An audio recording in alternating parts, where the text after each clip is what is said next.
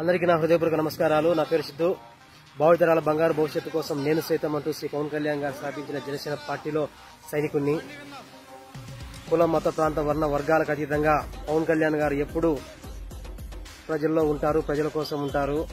ఏదేమైనా చెప్పాలనుకున్న విషయం ఒకటే, జనసేన పార్టీ ఆవిర్భవించి 10 సంవత్సరాలైన సందర్భంగా మచిలీపట్నంలో ఏర్పాటు చేసిన సభకు నేను వెళ్లాను.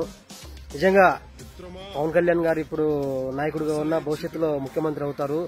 బట్ ఎప్పుడైనా గానీ ఎంత సంతోషం వస్తుందో ఇప్పుడు అలాంటి సంతోషమే. ఏంటంటే సాయంత్రం 6 గంటలకు అనుకున్న పవన్ కళ్యాణ్ గారికి జనం అడుగడుగునా నీరాజనం పడుతూ వారాహిని వాళ్ళ గుండెల్లో పెట్టుకుని పూజించుకుంటూ వస్తున్న నాయకుడికి దండాలు పెడుతూ దండలేస్తూ మీకోసమే మేము ఉన్నామంటూ చెప్పే సైనికులు ఒకవైపు, 4 గంటలకు అనుకున్న ప్రోగ్రాం రాత్రి 10 గంటలకు పవన్ కళ్యాణ్ గారు హాజరైతే చిన్న పిల్లాడి దగ్గర నుంచి, ఓటు హక్కు లేని పిల్లాడి దగ్గర నుంచి, పింఛన్ తీసుకునే అవ్వాతాతల వరకు, చిన్న బిడ్డల్ని ఎత్తుకునే తల్లి వరకు ఎప్పుడు పవన్ కళ్యాణ్ అన్నను గుండెలో పెట్టుకునే యువత ఒక్కరంటే ఒక్కరు కూడా రాత్రి 10 గంటల వరకు కూర్చున్న ప్లేస్ నుంచి పక్క కూడా జరగలేదు. దేశంలో ఏ నాయకుడు కూడా ఇలాంటి అభిమానం ఉండదు. కోట్ల మందిలో ఒకరికి ఇస్తారు, కోట్ల మందికి ఒకరిని ఇస్తారు. అదే పవన్ కళ్యాణ్ గారు. అన్నా, మీ అభిమాని అని చెప్పుకోవడం ఇప్పటికీ గర్వకారణమే. జనసేన సైనికుడు అని చెప్పుకోవడం గుండెల నిండా సంతోషం అన్నా.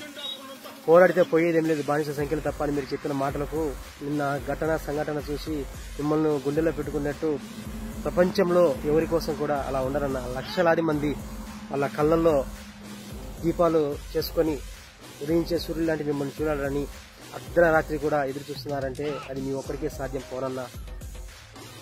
ఇక్కడ కులాలు, ప్రాంతాలు, వర్గాలు, వర్ణాలు అని కొంతమంది నీచులు సన్నాసులు చేసే మాటలు ఒకవైపు అయితే, పవన్ కళ్యాణ్ గారు వాటికి అతీతంగా నేను మీకోసం ఉన్నా, నా జీతం మీకోసం ఇచ్చా అని చెప్పే నాయకుడిని గుండెల్లో పెట్టుకుందాం. వచ్చే ఎన్నికల్లో పవన్ కళ్యాణ్ గారిని అసెంబ్లీకి పంపించి ఇప్పుడున్న కష్టపడుతున్న ప్రజల కోసం జగన్ రెడ్డి గారిని రెస్ట్ ఇచ్చి ఇంట్లో కూర్చోబెడదాం.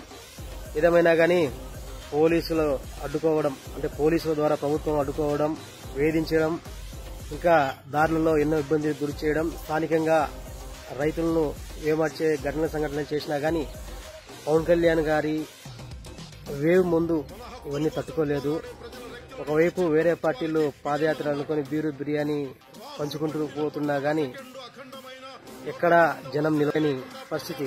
కానీ అర్ధరాత్రి అవుతున్న పవన్ కళ్యాణ్ అన్న అక్కడి నుంచి బయలుదేరే వరకు ఏ ఒక్కరు కూడా వెళ్ళలేదంటే నిజంగా అన్న ఆ ఆంజనేయదేవి, ఈ ఆంజనేయ స్వామి ఇలాంటి ఎంతో మంది